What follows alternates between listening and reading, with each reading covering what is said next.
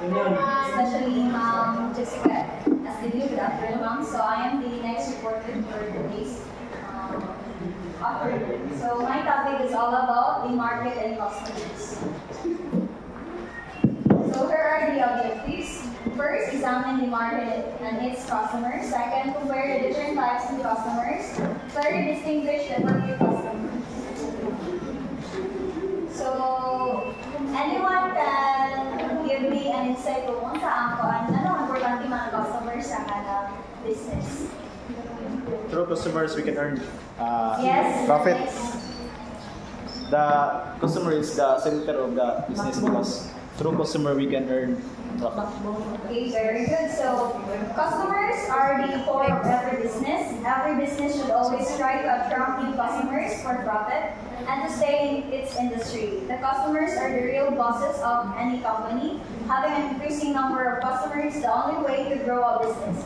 For an entrepreneur, he needs to reflect on the market he's about to enter the moment he starts the process of creating a good business concept and model. He needs to understand the needs of his customers, satisfy their needs, and retain them. The key to always being successful in business is to understand very well the market and those customers inside. So it's true to know ang customer is the core of the business. Kaya mo nga magbuhat na tag business if kanang wala the customer, sila man ato ang servant sa ato ang product and sa ato ang services.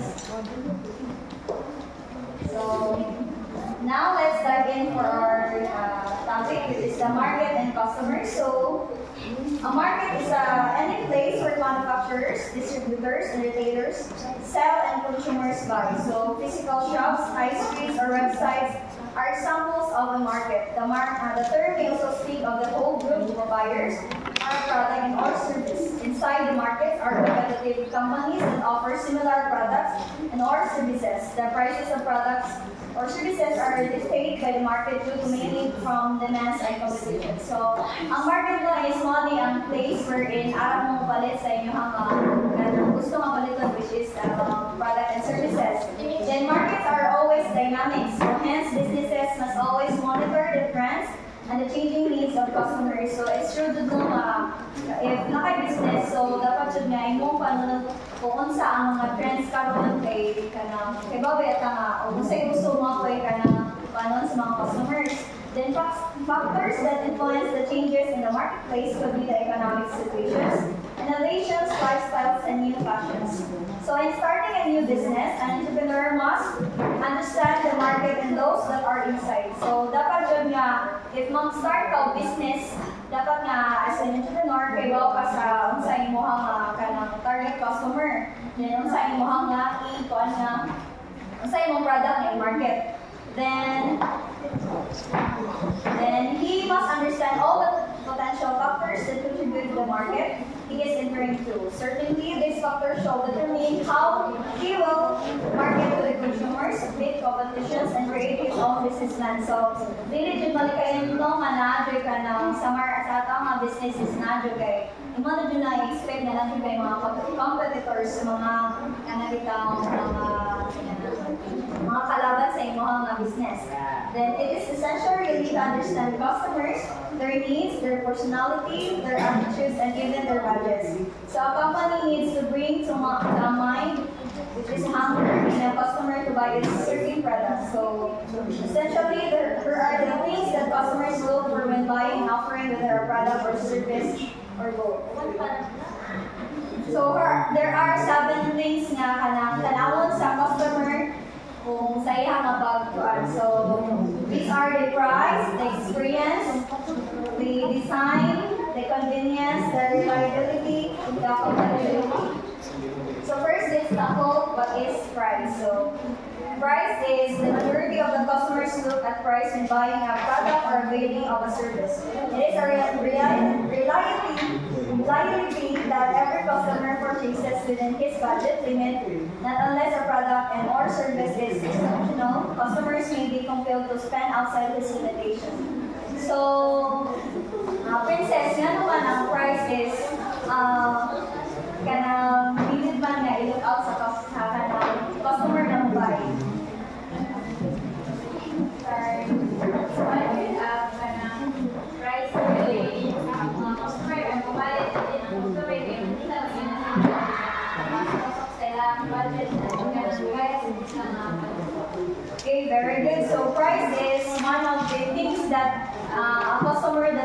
look for kay ang uban is magkanang dun sa price na is affordable ba or dili. The next is the experience. So these days, almost everyone is busy doing their activities.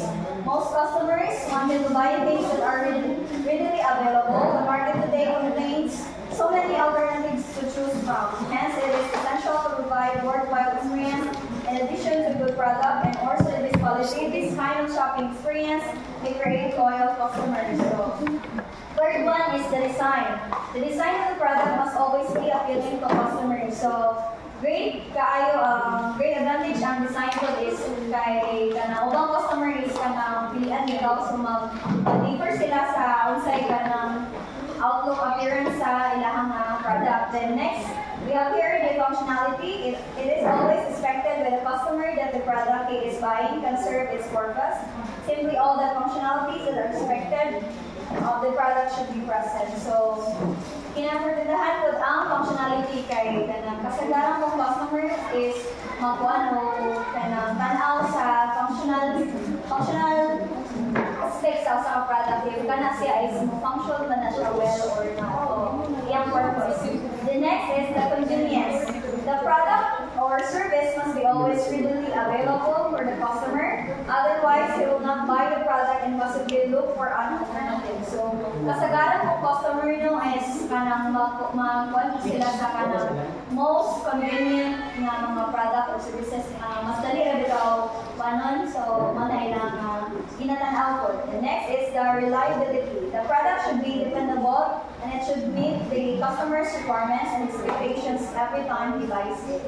So, understandable right now reliability. No? The next, we have the compatibility. The product should be well matched with the other products that the customer is already using. So, sa ganito, ang 7 things that the customers need to look for. Price, next, experience, design, functionality, reliability, and compatibility. So, always remember that. Then, next, customers are the essential component of every business because they are the ones who uses and judge the quality of those products and or services being bought from the market. So, as I said earlier, customer is important din sa every business kay sila ang judge, sila ang consume, sila ang palit. So, next is we will now dig deeper to the types of customers. So, kaya ba naman mo nagkalahilahi ang every customers. There are different types of customers. Yes, depende o usa siya nga klase sa customer. So, there are 5 types of customers nga quantity. So, every customer is unique. Hence, there is no single formula to approach them. In order to identify the best approach and how to handle customers, it is necessary to know them first. First, some types of customers that an entrepreneur may encounter in his business. So the first one is the potential pandoy or the potential customer. So, ang term niya is potential pandoy. So, also known as potential customer. So, kani siya is in principle, pandoy cannot be considered a customer yet. However, he needs a little bit of convincing and assistance to hopefully change into quickly making him a paying customer. They may show interest in the product and or service offering by filling out a contact form, signing up in a newsletter, or asking a question through live chat or personal message. So, from the word itself, no kanang potential customer money, ang kanang mga customer na kanang itaw mura nice, something interested sa imo mga products. Nasabtan na ba? Yes. Marvin, nasabtan na? Yes.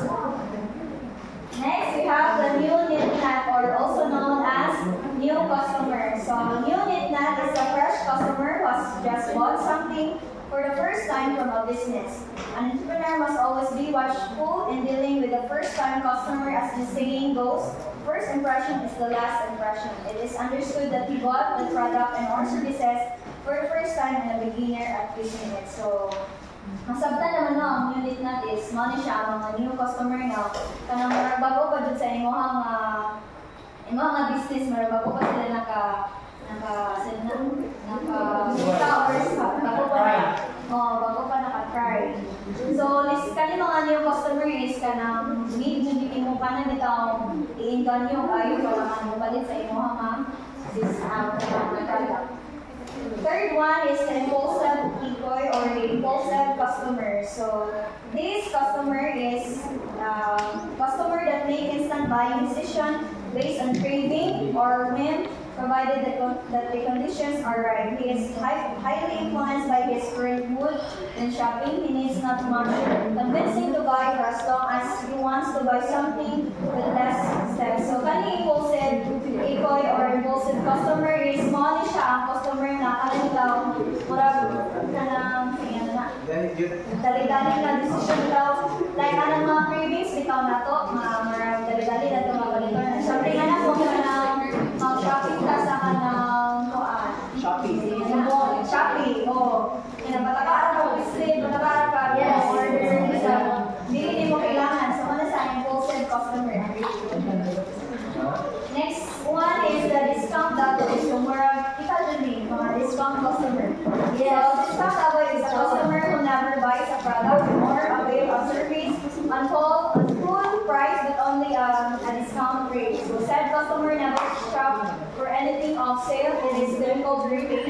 Double is a customer once the discount stocks apply. The distributor must offer an extra added value or even go beyond the initial offering such as a good service, customer service to make the have a second thought before switching to the counter. So, mali understandable kaya ang discount customer nyo money na mga kusog mo, mga niyok. So, mali siya mga discount customer. Next is we have the loyal customer. So, also known as the loyal customer. So, kinsa kayo mga loyal customers today? So, loyal customer is a satisfied customer that gives coming back to one's store for more purchase. So, Lando is a good brand ambassador that makes recommendations of the business of his or family and friends that's attracting a new customers. Entrepreneur may ask Lando what makes him pleased with the business that then replicate his experiences with the rest of the customers. So, kaning loyal Lando is mo na siya katong mga loyal customers nga kanang o asa ka palit ato ra ka more kanunay ka palit nga comfortable ka mapalit ito or siguro kanang ganahan ka mapalit. Oh, yes. Ha? Loyalty card. Ay ka na, loyalty card. Okay. So, mga ito, sa ganito, ang lima ka types of customer, Marvin. Yes, card. These are the potential customers, new customer, impulsive customer, discount customer, and loyal customers. So, meron mga importante nga ibaw man taan yung mga types of customers. It's very important to know the types of customers because aron daghan ang kuharin bitaw aron kaibaw kamano sa customer and we know how to handle the customers because we have the different attitude. So aron daghan tagalin aron talaga igan ang customers, so we need to handle and it's okay, very good. And so now let's kaibaw mo sa types of customer, no? Now let's move on to the target customer group. So when we say target market, it is a group of possible consumer or organizational buyers to whom a company to sell its product and or services. Therefore, it makes sense for all the marketing efforts to reach them with the company's marketing message. Entrepreneur needs to identify exactly the pain points and preference that his product entrepreneur needs to be resolving for the intended user. It must be clear with those people that are in need or what of this offering, whether they are individual companies or businesses. When the pain points and those answered are determined, then there is a possibility that the entrepreneur has defined his target market. So there are some approaches in exactly describing the perfect customer need. So there are 8 target customer groups. So man siya ang nakalain nga kanang group of individuals nga gusto nimo kanan sa imong mga product. So So number one is the consumer or the business. So this is a product or service maybe intended for a business. So business it is or business to customer. So ano siya, consumer or business. Kanang which is imo bitaw kanang imo product or kanang one is for business bitaw like or ikaw bitaw ang supplier like na kay reseller or na kay mga ang imong product is for supplying bitaw like na para sa business or for consuming or mga consumer. Next is the next target market is the geographic. So this is defining the target market according to the place where the possible customers live or work, take vacation or do business. For instance, in a local brick and mortar store, the potential customers may come from 2 meter radius or inside a barangay. So geographic means kanang kuan siya sa kanang sa place if mag-imo ka o kanang bitaw business nimo is kana imo siyang ang target market ana is imo siyang i-refer sa inyong mga place if kanang bukid din yung mga place lain ko kanang magkuha ka o kanang milkihan dito niya kanang dito bagay sa place so dapat ibagay siya ibagay to the next we have the demographics. So the target market here is described by means of age, gender, income level, educational background, marital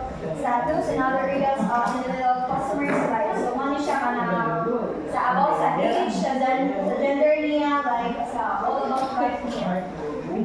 Next is the psychographics. So psychographic characteristics are based from the intrinsic traits of the customer such as personality, lifestyle, social status, or AIO, activities, interests, or opinions and attitudes. So, psychographics is ang target market ani is katong kung sa lifestyle nila o ilang social status. And the fifth one is the generation. So, a lot of businesses these days define their target market based on which generation they were born in. Namely, the baby boomers, the Gen X, the millennials, and even the centennials. Kasi nakabawa ni centennials. So, mo ni siya ang target market ani is kanang based because sa generation is millennials iya kung mga product is mga millennials, then some baby boomers or mga Gen Z na. Then next is the cohort. So some companies look for their target market using cohort. So when we say cohort, it is a group of subjects who share a significant characteristics or typically subjects who experience a common event in a selected time period such as birth or graduation. So kani cohort is usually kanang bitaw mga graduation, kanang mga specific kanang bitaw events. So mo na yung target market. Then next is the life stage. So other businesses use the stage of life for target marketing, whether it's infancy, childhood, adolescent, adulthood, or old age. So kanina target market ani sa life stage is kanang bitaw like kanang young business is for kanang pagbata ra, kanang napod ba is pang teenage ra, then napod ba is pang adult. So yeah, we base sa life stage ng young business bitaw. The next lastly is we have the behavioral. So another way of finding the target market is based on consumer loyalty, occasion-based consumer usage, and others. So behavioral is kanang man ang pag sa market nila if ang sa ilang mga behavior if sa ilang mga kanang gusto silang So ang sa ganito ang 8 na target market consumer, geographic, demographic, psychographic, generation, cohort, life stage of behavioral. So, how about Jonah? Ano importante man